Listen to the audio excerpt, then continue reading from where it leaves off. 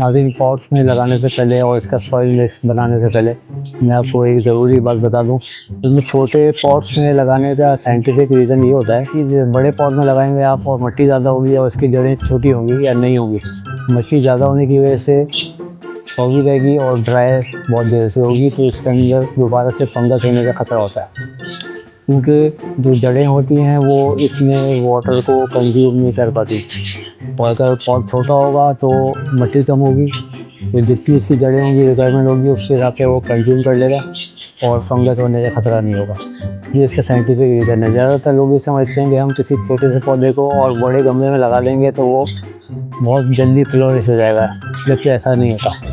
गमला और जो पौधा है उसको एक तनासब से रखा जाता है कि जितना बड़ा पौधा होगा उसकी रूट कितनी है, उसके हिसाब से आपको गमला होना चाहिए। ये नहीं कि आपने छोटा सा पौधा है जिसे रूट है और इतने बड़े गमले में लगा दिया तो वो पौधा ख़राब हो जाता है।